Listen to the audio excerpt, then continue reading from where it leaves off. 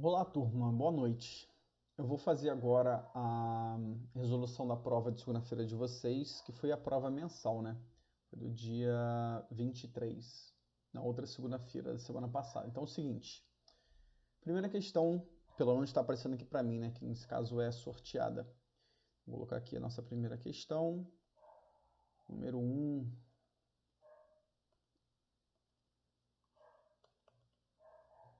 É o seguinte: um processo ocorre com um gás ideal que está dentro de um balão extremamente flexível, ou seja, o volume dele é extremamente flexível, em contato com a atmosfera. Se a temperatura do gás dobra no final do processo, podemos dizer que...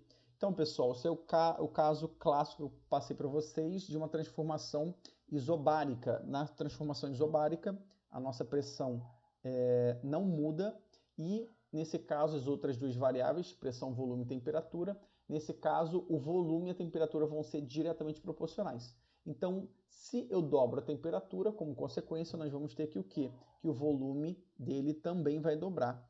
Então, nesse caso, a gente ficaria com a letra C. A pressão do gás fica constante e seu volume dobra. Qualquer dúvida, só recorrer ao que nós já estudamos e está lá disposto lá na plataforma para vocês. Então é o seguinte, então a primeira, a 1 aqui seria a terceira alternativa. Ok, vamos agora para a nossa segunda questão. O gráfico da velocidade em função do tempo, para o caso em que o móvel desloca-se com aceleração constante. A área entre a reta e o eixo das abscissas representa. Então a gente tem o gráfico de velocidade em função do tempo. Um gráfico qualquer. E, como eu disse para vocês, e já está lá, essa aqui é a questão dada básica para vocês fazerem, toda essa área aqui vai estar interligada com o deslocamento desse móvel. Para quem tem dificuldade, era só ter lembrado a questão do, pelo menos ter se lembrado, né, do que a velocidade, nesse caso média, vai ser igual a ΔS sobre ΔT. Jogando para cá, nós ficaríamos com ΔS igual a V por T, assim por dizer, né? Então, esse gráfico aqui é um V por T, e isso vai dar para a gente o deslocamento desse meu móvel, ok? Então, agora partindo para a nossa questão 3, nós vamos ficar com... Então, vamos lá. O gráfico da velocidade em função do tempo do ciclista que se move ao longo de uma pista retilínea é mostrado a seguir. Considerando que ele mantém a mesma aceleração entre os instantes de 0 e 4 segundos, a distância percorrida nesse intervalo de tempo foi d. Então, a gente tem esse gráfico aqui como correspondência, né? Eu acabei de fazer uma pergunta para vocês, falando o que é um gráfico de V por T, e o que acontece se a gente calcular essa área. Vai dar justamente o que a gente quer, que seria o deslocamento desse móvel. Então, para descobrir quanto vale essa área aqui, vocês poderiam ter feito um retângulo e somado com um triângulo, ou também vocês poderiam fazer através da área do trapézio, onde essa daqui seria a base maior, essa aqui menor, e esse tudo aqui seria a nossa altura. Então, essa área aí vai ser numericamente igual ao deslocamento que a gente quer descobrir.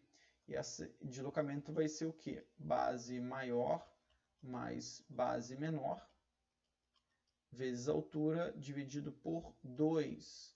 Então, já substituindo aqui, a área da base maior vai de 0 até 12,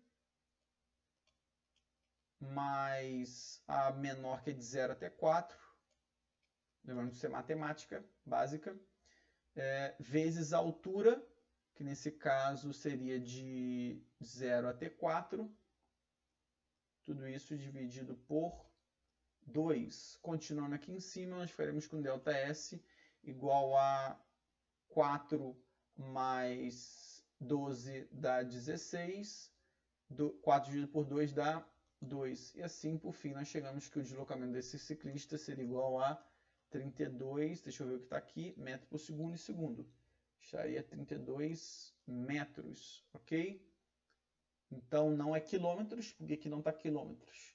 Então, seria só nesse caso 32 metros. Então vamos lá. O móvel parte do repouso, ou seja, deixa eu colocar aqui de novo. Se ele sair do repouso, a velocidade dele inicial, nesse caso, é igual a 0 metros por segundo. Deixa eu mudar de cor aqui, senão acho que fica um pouco complicado para vocês enxergarem aí.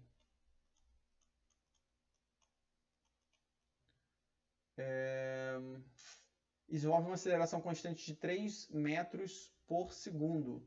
Então a aceleração nesse caso dele é de 3 metros por segundo ao quadrado durante 2 segundos. Até aí tudo bem. Esses 2 segundos a gente deixa para depois. Considerando que no instante inicial a posição do móvel coincida com a origem do sistema, ou seja, a posição dele inicial é igual a 0. Posição inicial é igual a 0. Eu já até coloquei para ajudar vocês aqui. A distância percorrida por esse móvel foi de... Então é o seguinte, é só lembrar lá da fórmula do nosso sorvetão. S é igual a S0 mais V0t mais AT ao quadrado. Então ele quer, para o instante de tempo igual a 2, ou seja, o t igual a 2, qual vai ser a minha posição? Poderia perder um tempo aqui fazendo aqueles desenhos e tal, mas esse vídeo vai ficar muito longo ficaria muito longo caso eu fizesse isso. Então, vamos lá. Qual é a minha posição para quando t for igual a 2? Então, vamos já substituir os dados que a gente tem aqui.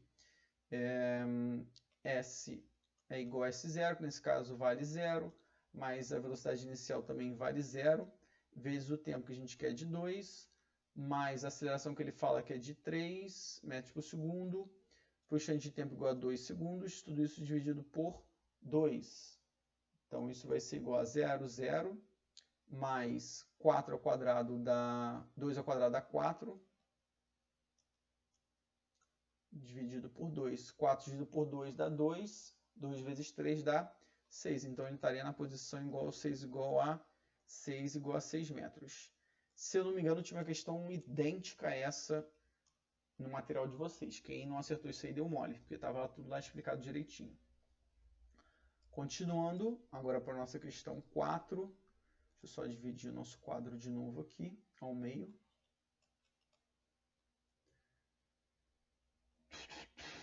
Então foi 2, seria essa aqui a nossa resposta. Um veículo parte do repouso, isso é questão bem tranquilo, né? Se eu lembrar do vó e vô. Um veículo parte do repouso em movimento retilíneo e acelera, ou seja, se ele parte do repouso, logo de cara vocês já podem me dizer que a velocidade inicial dele é 0. O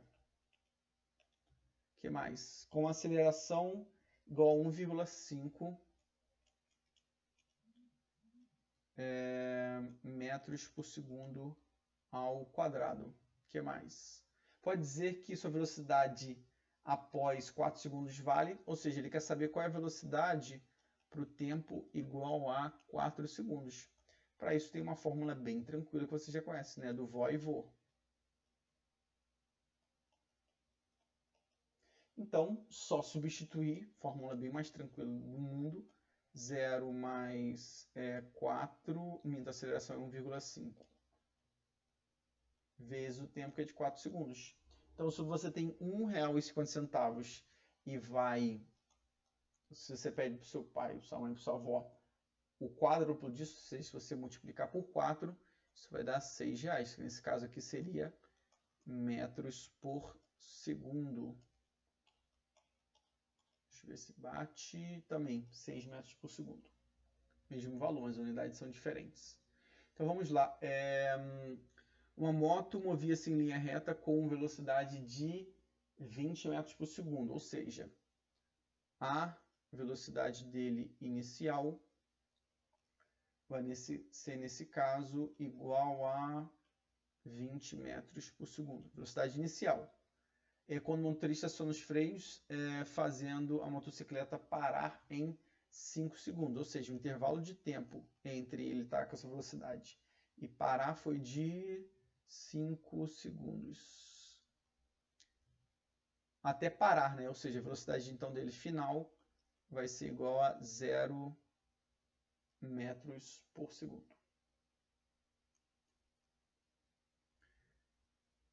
A aceleração média da moto nesse intervalo de tempo foi D.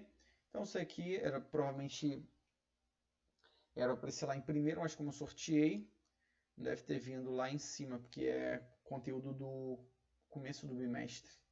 Então colocando aqui a aceleração média, bem tranquila, é variação de velocidade dividido por variação de tempo, sendo que a variação de velocidade é a velocidade final menos a inicial. Então, para esse caso aqui, a nossa variação de velocidade seria a velocidade final, que seria 0, menos a inicial, que nesse caso vale 20. Então, o intervalo de tempo nós já sabemos. Então, a partir disso aqui, só substituir. Nós ficaríamos com a aceleração média igual a menos 20, dividido por... O intervalo de tempo foi de 5, né? Então, a aceleração média seria de menos 4 metros por segundo ao quadrado. Questão bem simples, já daria para chutar, né? Porque se ele está parando, eu preciso de uma aceleração com intensidade negativa, ok? Então seria a terceira alternativa. Deixa eu ver isso daqui. Um automóvel em movimento retilíneo está em aceleração constante de 10 metros por segundo. Isso significa que o móvel percorre 10 metros a cada segundo? Não, isso é para velocidade. A aceleração vai ditar para a gente qual é a variação de velocidade em relação ao tempo, não posição. Então, se eu estou a 10 metros por segundo ao quadrado, tendo essa aceleração, a cada segundo, minha velocidade vai aumentar 10 metros por segundo. Isso aí foi explicado em sala de aula.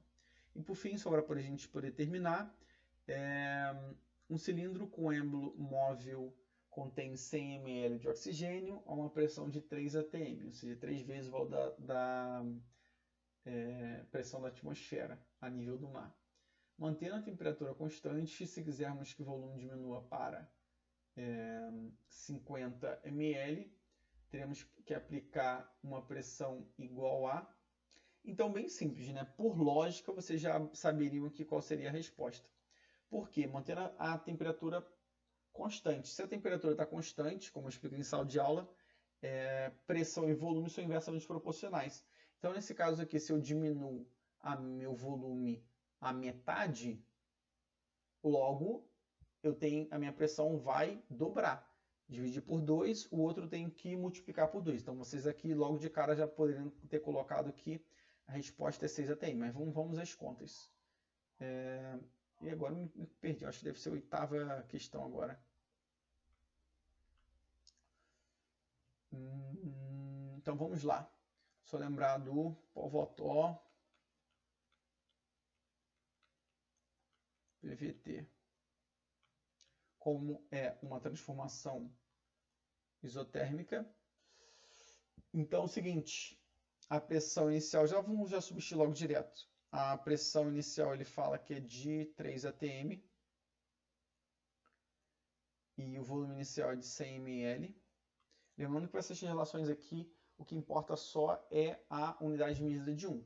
Se eu colocar a minha pressão em atm, logo, por consequência, a minha resposta vai estar também em atm. Se fosse uma outra medida, teria que considerar também essa outra medida para o valor da resposta. Então, unidade de medida da resposta. Ele quer descobrir a pressão. Então, pressão que a gente quer descobrir final. E, nesse caso, o volume foi diminuído para 50, né? Então, com isso, nós chegaremos que pressão é igual a 3 vezes 10 dividido por 50. Logo, a pressão ficaria o quê? 100 dividido por 50 dá 2. 3 vezes 2 vai dar 6 atm, como nós já tínhamos falado no começo. Eu só demonstrei matematicamente isso. Se vocês quisessem ver pelo ponto de vista teórico, era só vocês terem chegado a isso. Então é isso, creio que foi uma prova relativamente tranquila para vocês, sem nenhuma conta, só no máximo uma, duas, 3, 4 linhas de conta. E, pessoal, não deixem de estudar para a próxima prova, caso você não tenha ido muito bem nisso, e qualquer dúvida que vocês tiverem é só entrar em contato, tá bom? Abração, beijão e até a próxima.